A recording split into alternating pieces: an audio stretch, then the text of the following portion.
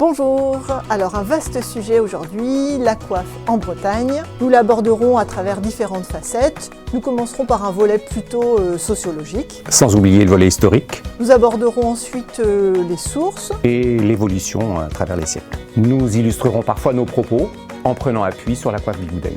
Et en conclusion, nous aborderons quelques grandes questions qui nous paraissaient essentielles pour la compréhension du sujet.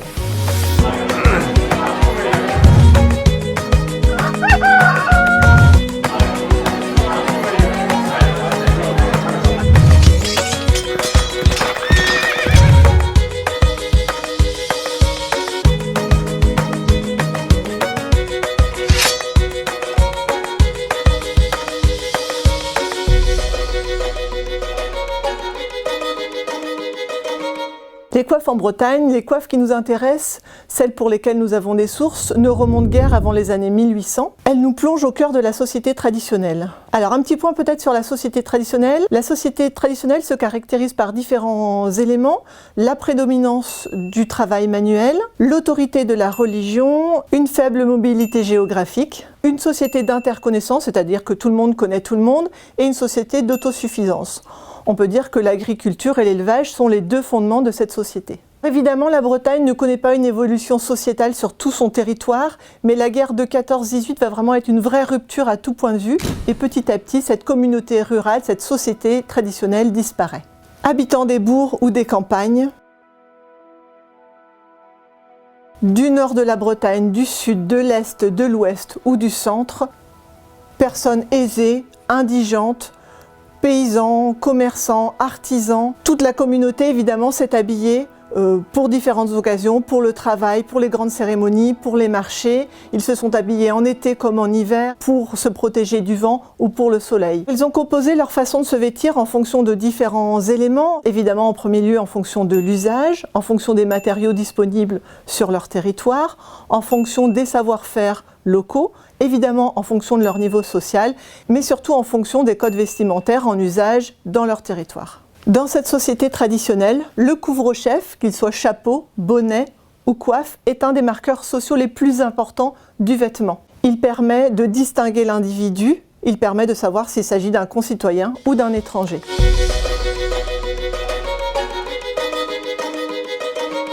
Quand on pense aux coiffes, on pense évidemment aux belles coiffes bien travaillées, bien ajourées. Mais ce n'est que la partie émergée de l'iceberg. En Bretagne, une femme sort toujours avec sa coiffe, sauf évidemment grosse intempérie. Elle la porte donc au quotidien et la coiffe est vraiment partie intégrante de son vêtement. Même si elles peuvent avoir la même forme que celles portées pour les grandes cérémonies, les coiffes portées au quotidien sont évidemment moins travaillées, plus solides. Elles peuvent parfois être spécifiques comme les capotes de travail. La coiffe avait en premier lieu une fonction de protection. Au XIXe siècle, elle couvre encore largement la tête et la nuque. Jusqu'au milieu du XXe siècle, il était inconvenant de sortir la tête nue, il fallait absolument couvrir ses cheveux. La coiffe avait donc ce rôle social également. Dès le XVIIIe siècle en Bretagne et probablement bien avant, les coiffes étaient aussi un indicateur géographique. Au premier coup d'œil, on savait d'où venait la personne. Aujourd'hui, difficile de s'y retrouver dans cette iconographie ancienne foisonnante, dans toutes les coiffes que portent les cercles, parce que non seulement ils vont porter des coiffes de toute occasion, de tout lieu, mais de toute période.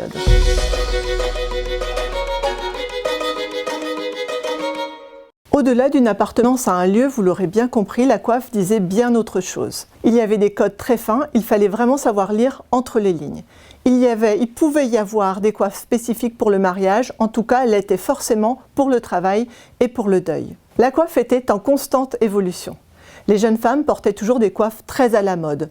Par contre, les femmes un peu plus âgées sortaient facilement de ce jeu social, de la séduction, et portaient des coiffes un peu, parfois, passées de mode.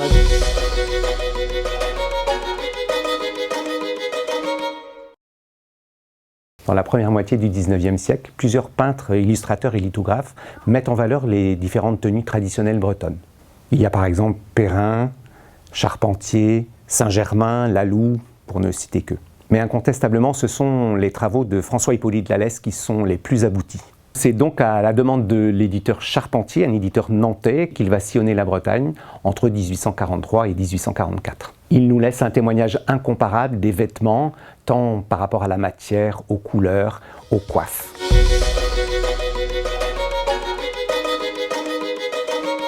Depuis la fin du XVIIIe et le début du XIXe siècle, la révolution industrielle en France permet la fabrication du tulle. Ce tulle mécanique et ces dentelles mécaniques par la suite feront le bonheur des femmes du peuple. Alors on sait qu'au début du XIXe siècle, l'utilisation des dentelles est très limitée sur les bordures des coiffes, des châles, des cols, des manchettes, mais pas de façon généralisée. Donc dès 1843, François-Hippolyte Lallès croque des coiffes à la fois très transparentes sur mousseline ou sur tulle, mais aussi des coiffes plus denses sur linon par exemple. Ce n'est qu'une vingtaine d'années plus tard, vers 1860, que le tulle va véritablement se démocratiser et se propager à l'ensemble des coiffes.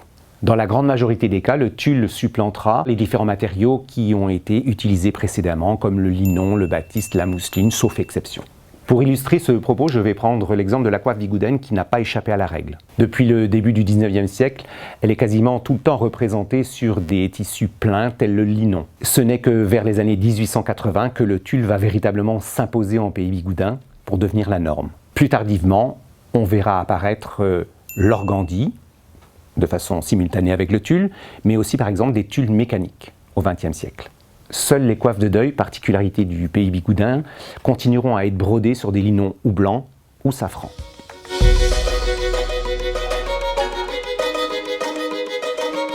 Les croquis de François-Hippolyte Lallès nous informent sur la taille, la forme et la structure des coiffes. Dans la quasi-totalité des terroirs, sauf en pays bigoudin qui est une exception, les coiffes sont couvrantes et ne laissent pas apparaître la chevelure. Mais on la voit apparaître parfois sur le devant de la coiffe, comme nous le montrent les aquarelles des femmes du pays de Dinard et de Guérande par exemple.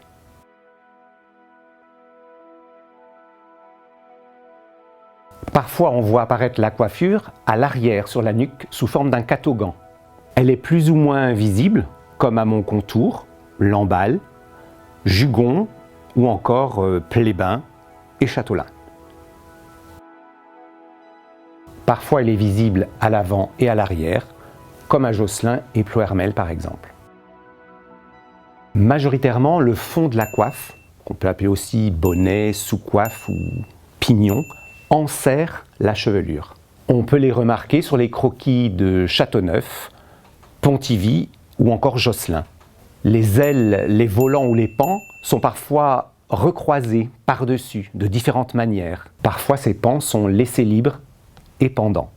Pour exemple, on peut noter des pans relevés dans le pays de Pont-Aven, Guérande, Saint-Brieuc, et des versions pendantes à Plumilio, Lorient ou encore Plougastel d'Aoulas.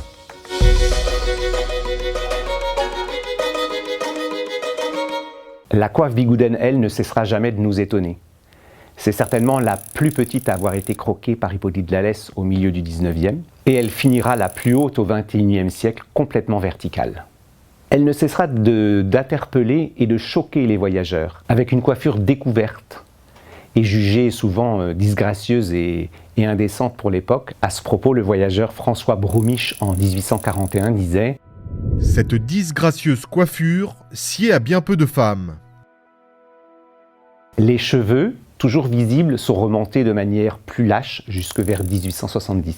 Puis ils seront particulièrement lissés, voire cartonnés, à la fin du XIXe et au début du XXe siècle.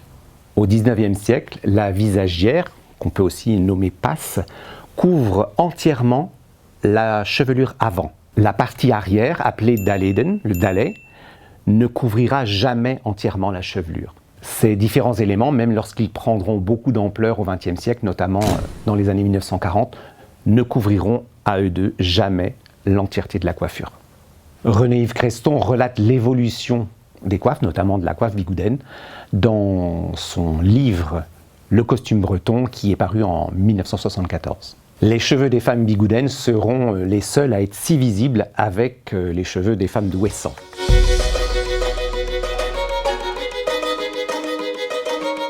À la fin du XIXe siècle et au début du XXe siècle, la majorité des coiffes va perdre de sa grandeur, elles vont diminuer progressivement ou brutalement. Ça se retrouve dans beaucoup de terroirs. Par exemple, le pays de Guéméné-sur-Scorff, dans le pays rennais, mais aussi en Cornouailles, dans le pays glazique ou dans le pays de Châtelain. Puisqu'on fait référence à la Cornouaille, les motifs de broderie vont évoluer. Les coiffes sont de moins en moins couvrantes et prennent de l'ampleur. Elles sont bien plus décoratives qu'utilitaires. Parfois c'est plus pratique, parfois non. Comme toutes les coiffes de Bretagne, la coiffe bigoudaine va rétrécir jusqu'à la fin du 19e siècle pour reprendre de l'essor à partir du 20e. De nombreuses coiffes, notamment en Haute-Bretagne ou bien dans le nord de la Bretagne, dans le pays de Vannes par exemple également, ne connaîtront que peu de nouvel essor jusqu'à leur abandon. Vers les années 1920-1930, les coiffures se libèrent et on sent bien l'influence de la mode parisienne, même dans les terroirs où la coiffe est encore de mise. Contre toute attente, après la Première Guerre mondiale, en Sud-Cornouailles, on peut voir les coiffes prendre à nouveau de l'ampleur et se développer. On peut citer l'exemple des cols et des ailes des coiffes de Lavenne qui s'élargissent considérablement. On peut aussi observer le redressement de la coiffe en pays glasique, qui se redresse doucement comparée à celle du pays bigoudin qui va atteindre jusqu'à 35 voire 36 cm dans les années 1940-1950. Se pose donc la question, mais pourquoi ce regain sur ces différents territoires? Les éléments de réponse sont encore incertains et ténus. Il s'agit certainement de raisons croisées, ethniques, sociologiques, mais aussi économiques et géographiques. Ou est-ce qu'il s'agissait tout simplement d'un chant du cygne?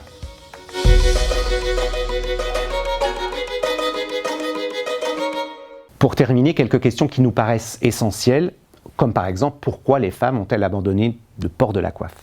L'influence de la mode citadine nous paraît un des éléments les plus prégnants, notamment en Haute-Bretagne au début du XXe siècle.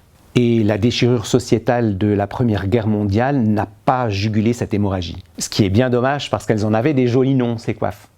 On parlait de catioles, de poupettes, de polkas, de cornettes, ou encore de pomponnes. Oreilles de chat, brouettes, marmottes, mais aussi penne-sardine, toucaine, aéroplane, dormeuse et bien de dizaines encore. Beaucoup de femmes ont volontairement ou de façon contrainte abandonné le port de la coiffe et ou du costume en fonction de l'évolution de la mode de la ville. Parfois cet abandon est dû à des raisons de commodité, d'exode rural, des raisons économiques, un nouveau travail. Et peu à peu, le XXe siècle voit disparaître en Basse-Bretagne, puis à l'intérieur en Basse-Cornouailles, les dernières modes traditionnelles portées. Après la Seconde Guerre mondiale, ça se réduit à différentes poches géographiques plus ou moins limitées. On peut nommer donc le pays du Trégor-Gouello, mais également le pays de Lorient ou de Vannes, le pays glasique, le pays de Lavenne, et les derniers, pays de Plougastel et le pays bigoudin. Mais très rapidement, on constate que les mères ne vont plus habiller de façon traditionnelle leurs filles. Déjà dans l'entre-deux-guerres, les femmes ne vont plus habiller ni coiffer leurs filles de façon traditionnelle. Est-ce que c'était une manière de se projeter par procuration dans la mode citadine et franchir pour leurs filles le pas qu'elles n'avaient osé jamais faire elles-mêmes? C'est peut-être là la rupture majeure du port de la coiffe par les jeunes générations. Parfois, un arrêté banal de la vie de tous les jours pouvait avoir des conséquences très importantes. Pour exemple, en 1973, en pays bigoudin, le port obligatoire du casque en mobilette a été un élément majeur de l'abandon de la coiffe, aussi paradoxal que ça le soit.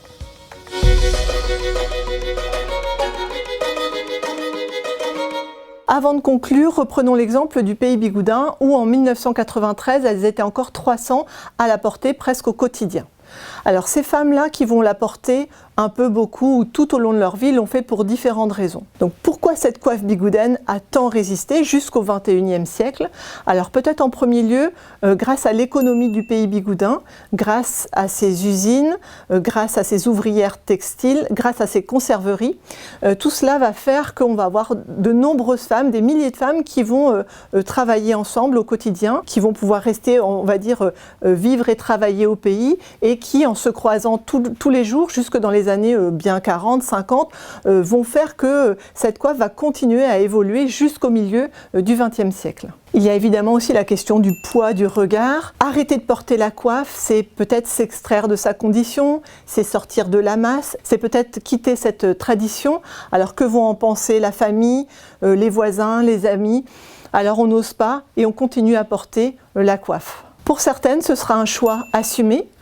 On peut prendre l'exemple de Maria Lambourg, qui est la dernière pont-labiste à avoir porté la coiffe au-delà de ses 100 ans. Elle a perdu son mari très jeune, elle était bistrotière, et pour garder en fait une certaine distance avec ses clients, elle a décidé toute sa vie de porter cette coiffe. D'autres femmes encore nous ont expliqué qu'au milieu du XXe siècle, c'était pas très facile de quitter cette mode vestimentaire parce que c'était une période où le prêt-à-porter n'était pas encore très développé. Il fallait aller voir sa couturière, lui dire ce qu'on voulait, quelle jupe, quel chemisier. Il fallait aussi se dire comment on va se coiffer, parce que dans beaucoup d'autres régions, il suffisait d'un simple chignon pour poser la coiffe. Or, en Pays Bigoudin, ça ne l'est pas du tout. Il faut aller se permanenter, il faut aller chez le coiffeur. Et donc, beaucoup n'ont pas osé sauter ce pas et sont restés à porter le vêtement traditionnel et la coiffe. Et pour d'autres, enfin, ce fut une vraie question identitaire. On a rencontré une dame âgée en maison de retraite à qui le personnel avait coupé les cheveux de manière à ne pas avoir à la coiffer,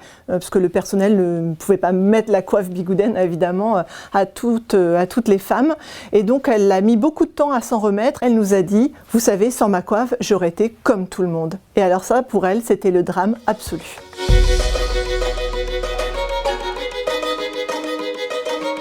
Si en France, et particulièrement en Bretagne, toutes les femmes de la communauté rurale étaient en coiffe, plus qu'une habitude sociale, c'était surtout une contrainte imposée par la religion. Le voile, cet objet qui sert à cacher les cheveux, est une obsession chrétienne de très longue date.